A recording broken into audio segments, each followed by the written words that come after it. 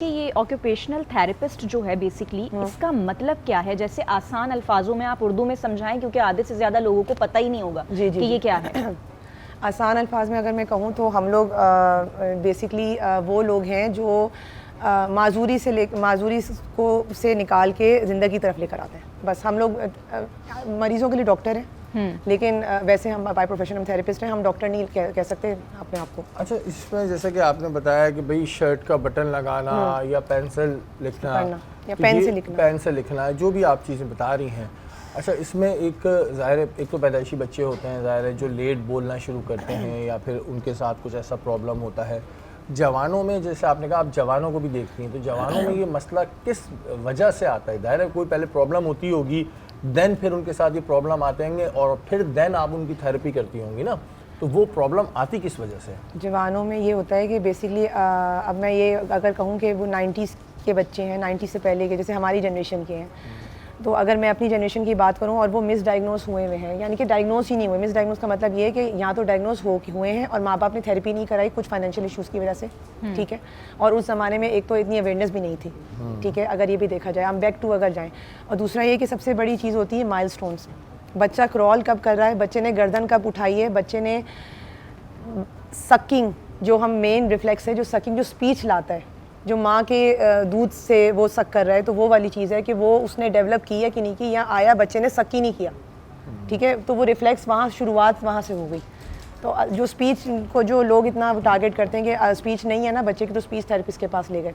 तो इसमें मैं ये बताना चाहूँगी कि ऑक्यूपेशनल थेरेपिस्ट यही कहता है कि जब तक उसकी मोटर स्किल्स से मुराद ये है कि मैंने आपको खाली फाइन मोटर का बताया, ग्रॉस मोटर में होता है उसका चलना फिरना, उछलना, ठीक है, कपड़े पहनना, और इसके अलावा जो है जॉगिंग करना, वॉक करना, मतलब ये सारी चीज़ें ग्रॉस मोटर स्किल्स में आ जाती हैं। कैच एंड थ्रो खेलना, जिम जाना, मतलब एक। अच्छा, अब देखें ना, ये अब बात यहाँ पर ये आ रही है कि आप कह रही हैं डायग्नोज नहीं हुए 90s के बच्चे, हाँ। तो ये जो इतना टाइम पीरियड उन्होंने गुजारा 90 से लेके 2026 में इस वक्त मौजूद हैं, तो क्या उनके पेरेंट्स को ये नज़र नहीं आ रहा होता, या फिर ज़ाहिर है अगर एक बच्चा माशरे में थोड़ा सा भी उसमें कुछ प्रॉब्लम होता है तो उससे माजरत के साथ माशरे में अनफिट कहने लगते हैं, exactly. चाहे वो स्कूल में बुली हो या कुछ डिफरेंटेबल कहते हैं हम लोग, शुरू हो जाती है। तो क्या ये मतलब पहले से उनके पेरेंट्स को पता होता है या नहीं पता होता? नहीं, कुछ पेरेंट्स को नहीं पता था। कुछ पेरेंट्स को पता ही 12-13 साल की उम्र में पता चला है, कुछ को 14 साल के बाद पता चला है कि ऐसी भी कोई बीमारी होती है। पहले तो वो लोग बाबाओं के पास लेके गए, दम वम कराया जी, ये नजर लग गई बच्चे, हाँ, नहीं, जिन आ गया। एक ये बहुत कॉमन वो है कि जिन आ गया, बच्चा जो है ना अपने आप को मार रहा है, आवाज़ें उसको अच्छी नहीं लगी, जोर जोर से कानों पे मार रहा है, ठीक है, यूं करके हाथ हिला रहा है, अब मेरे पास आ रहा है ऐसे करके, ठीक है।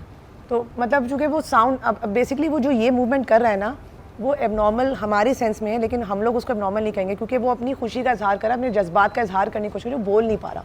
हम लोग तो बोल के बात कर लेते हैं, लेकिन वो जब ये चीज़ कर रहा होता है, जब ये तो इंडिकेशन दे रहा होता है कि मेरे साथ कुछ मसला है, मुझसे बात करो या मुझे सुनो, तो क्या करते हैं लोग कि उनको ना बांध देते हैं। जैसे अगर हाथ वो कर रहा है, फ्लैपिंग कर रहा है, तो थेरेपिस्ट आजकल बहुत कॉमन हो गई कि वो वेटेड हैंडकफ पहना देते हैं। वो हम सिर्फ सर्टेन सिचुएशंस में पहनाते हैं कि जब हमें सेशन करवाना होता है या हमें बच्चे से बात करनी होती है, जैसे मैंने उसको पेंसिल ग्रिपिंग वाला काम कराना है, तो मैं उसको थोड़ी देर के लिए पहनाऊंगी। लेकिन पेरेंट्स क्या करते हैं, उस चीज़ को इतना ज़्यादा फॉलो करते हैं, पूरा दिन पहना के रखते हैं कि ये तो हाथ हिलाता रहेगा, सारे लोग हमारा मजाक उड़ाएंगे। इवन आप पब्लिक प्लेसेस पे देखें, आपको बहुत इस तरह के बच्चे नज़र आएंगे मॉल्स वगैरह में।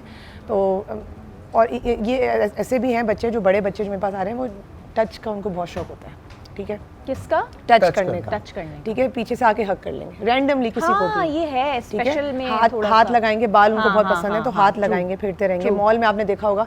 तो ये प्रॉब्लम्स हैं, लेकिन वो अनडायग्नोज घूम रहे हैं अभी भी, जिनको पकड़ के डायग्नोज करने की ज़रूरत है, उनको थेरेपी की ज़रूरत है, लेकिन पेरेंट्स इस चीज़ से अभी भी नाअहल है। अच्छा चलें जी, डायग्नोज हो गया तो किसी भी बड़े बच्चे को या बच्चे को ये प्रॉब्लम है, तो देन कितना टाइम पीरियड लगता है कि वो नॉर्मल हो जाए, और क्या नॉर्मल हो जाते हैं?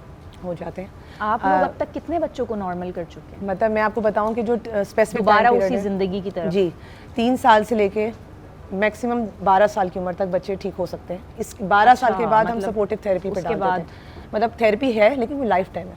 जैसे हार्ट का पेशेंट है, दवाई खा रहा है, ठीक है, बीपी का पेशेंट दवाई खा रहा है तो लाइफ टाइम खाएगा, बस वो है, लाइफ टाइम आना है उसमें। 12 के बाद फिर आप कहती हैं कि वो लाइफ सपोर्टिव थेरेपी है, हाँ। लाइफ टाइम ही उसने जो है वो ये फिर मैं सारी नहीं कह चीज़ें सकती कि इसमें कोई इम्प्रूवमेंट आएगी, लेकिन हाँ अगर तसलसल से करें, अगर पेरेंट्स उस चीज़ को घर पे फॉलो, क्योंकि पेरेंट्स क्या करते हैं 1 घंटे का सेशन करा लिया, उसका घर पे जाके आराम से बैठ गए, नहीं करवाते, फॉलो नहीं करते, फिर वो थेरेपिस्ट को ब्लेम कर रहे होते हैं, हम तो आपके पास आ रहे हैं, इतने पैसे दे रहे हैं, कोई काम नहीं हो रहा। 3 साल से लेके 12 साल के अगर किसी बच्चे अच्छा, के और जो अंदर टाइम पीरियड आपने कोई भी मुझसे पूछा पेरेंट्स था। ऐसी चीज़ देख रहा है, अल्लाह ना करे, अल्लाह ताला वैसे तो महफूज रखे, लेकिन अगर देख रहा है तो आप ज़रूर थेरेपिस्ट अच्छा, के पास पेरेंट्स जाएं। समझ भी नहीं पाते हैं शहरी, काफ़ी जैसे कि इन्होंने एक बात की ना कि बच्चे बड़े भी हो जाते हैं, उनको पेरेंट्स को फिर भी नहीं आइडिया लग पाता कि बच्चे के साथ प्रॉब्लम हाँ, क्या वो है।